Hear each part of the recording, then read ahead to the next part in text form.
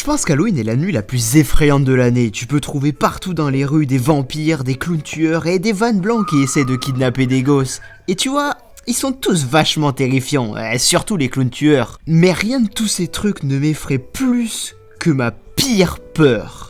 Finir en prison, faire tomber le savon et me faire démonter le cul. Non, ça c'est vraiment un putain de truc effrayant pour le coup. Et donc je suis sûr que certains vont me dire: ah mais c'est juste un mythe, c'est un stéréotype. En vrai, personne se fait démarrer le cul pour avoir fait tomber le savon quand t'es en prison. Mais quand on parle de mon cul, j'ai aucune envie de déconner avec ça. Et vraiment pas envie quoi. Mais bon, tout le monde sait que l'influence de l'alcool peut modifier drastiquement notre jugement sur les choses. Et justement, ce jour-là, mon jugement a été particulièrement affecté. Et tout le monde sait ce que le graphe démontre.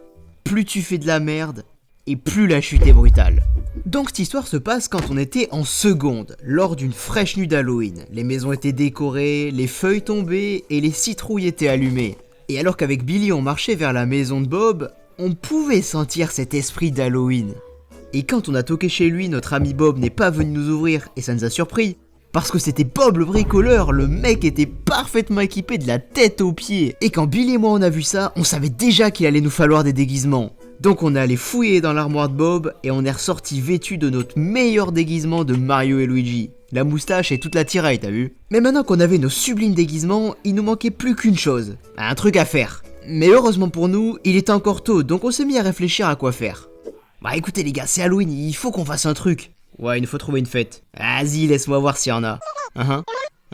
Ok. Ah ok, y a rien les gars. Peut-être qu'on pourrait aller toquer aux portes sinon. Fait chier, il faut croire. Et comme du haut de nos 15 ans, on s'est aperçu qu'on allait devoir en arriver à toquer aux portes, on s'est dit que cette soirée d'Halloween allait être terrifiante, et pas dans le bon sens du terme. Mais tu sais ce qu'on dit, est-ce qu'on peut y remédier? Bien sûr qu'on peut. Parce que Bob assure grave et il nous monte une putain de mission triple rencard. Et avec ça, notre Halloween est passé d'un L à un W. Et on pensait pas qu'on aurait pu être plus excité qu'on ne l'était déjà à l'idée d'y aller, jusqu'à ce que Bob nous sorte une bouteille d'Hennessy. On aurait cru que Peach m'avait pris les gosses vu comment je maltraitais cette bouteille. Et on se l'est passé à tour de rôle jusqu'à ce qu'on soit tous bien déchirés. Puis on est parti en direction de la maison de Chloé pour la mission triple rencard d'Halloween. Et il était déjà 21h à ce moment-là, donc on a marché dans le pâté de maison, admiratif des décorations, quand on a vu la maison la plus effrayante du quartier. Et c'était la baraque de Chloé, genre on a dû marcher à travers un cimetière pour pouvoir toquer à sa porte. Et quand Chloé nous a ouvert la porte, elle ressemblait à un véritable ange, enfin je veux dire premier degré, elle avait l'auréole et tout. Du coup on s'est ramené dans sa chambre où il y avait déjà ses deux potes, Lucie et Mia, et on s'est mis sur le lit, et je vais pas te mentir, c'était assez gênant en fait. J'étais assis là avec mon costume de Mario, accompagné de ma moustache, genre. Du coup, Chloé, pourquoi t'as choisi ce déguisement d'ange? Je sais pas trop, j'aimais bien celui-là. Et toi, pourquoi t'as choisi Mario? Ah merde, tu vois, ma mamie hein. Merde. Putain. Puis Chloé a sorti une bouteille de tequila et on a commencé à faire des jeux d'alcool. Mais entre nous, j'essayais juste d'être bourré, du coup ça s'est passé comme ça. Haha, allez cul sec. Oh non. Super, allez c'est à toi. Mais attends, t'es supposé le lancer dans mes verres. Mais putain. Et après avoir volontairement perdu plusieurs parties de tequila pong, je me sentais comme certains diraient un alcoolique en quasi-coma éthylique. Puis je me souviens qu'on avait joué au jeu de la bouteille, et j'étais à fond, donc j'ai fait tourner la bouteille, elle a tourné encore et encore, avant de s'arrêter sur Chloé, et dans ma tête je me suis dit wouhou. Et juste au moment où Mario allait s'enfiler Peach, on a entendu une porte s'ouvrir en bas. Oh merde, mes parents sont rentrés, cachez-vous. Et alors avec l'équipe on est parti se cacher dans le placard avec la bouteille de tequila, et là on pouvait entendre son père entrer dans la chambre. Hey, alors vous faites quoi? Oh pas mieux, on regarde juste des films d'horreur hein. Ok, je serai en bas en train de regarder la télé. Tu me dis si t'as besoin d'un truc. Merci papa. Et une fois son père en bas, on est sorti. Bien sûr, on a dû se décoller un peu avant. Enfin, genre, le placard était étroit quoi. Et Chloé a dit: bon les gars, va falloir que vous sortiez par la porte d'entrée, mais soyez discrets, ok? Donc on a commencé à descendre à pas de loup et à regarder sur le côté pour y voir les parents de Chloé qui étaient juste là avec une pleine vue sur la porte. Donc on savait ce qu'il nous restait à faire. On a pris un dernier shot au cas où et on a couru à la porte. Et là, mon putain de cerveau cul n'avait strictement aucune idée de comment ouvrir cette putain de porte.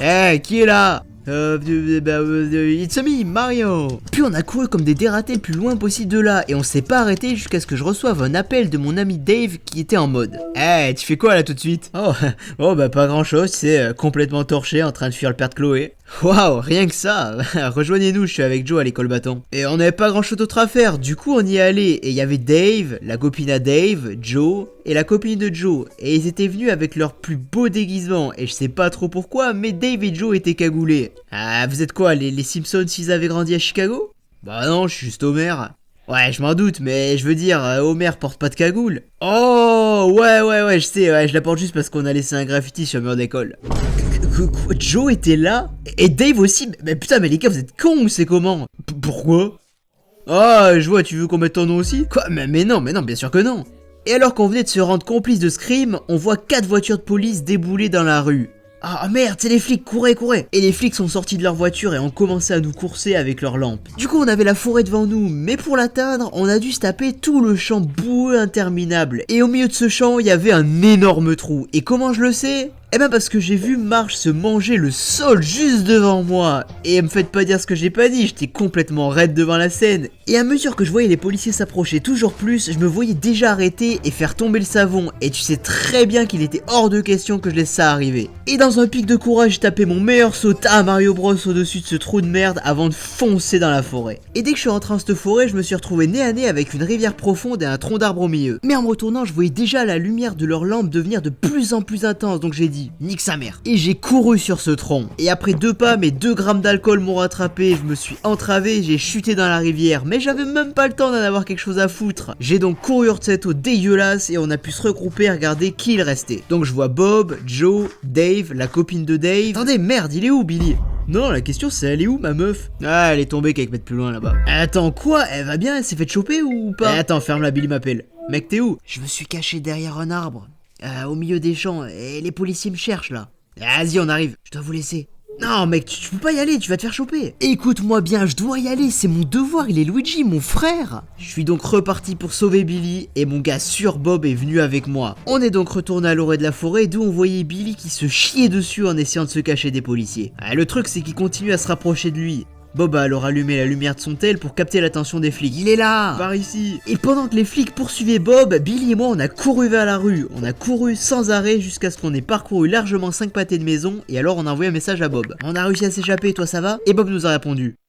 Du coup, Bob avait aussi réussi à s'échapper, et on a pris un petit moment pour apprécier le fait qu'aucun d'entre nous n'allait passer sa nuit en prison aujourd'hui, mais surtout qu'aucun d'entre nous n'allait avoir le cul tabassé. Et après ce court moment d'appréciation, on était en mode ouais, en fait, on ferait peut-être mieux d'aller toquer aux portes. Ouais, grave, mec, quelques Kit Kat à tout de suite, ça serait le feu. Ouais, il est pas encore trop tard pour aller acheter quelques bonbons en vrai. Donc l'équipe et moi, on est allé au magasin pour acheter les plus gros paquets de bonbons qu'on pouvait trouver. On est alors revenu chez Bob pour profiter du reste de notre nuit d'Halloween, le tout en tabassant ces quelques délicieux bonbons.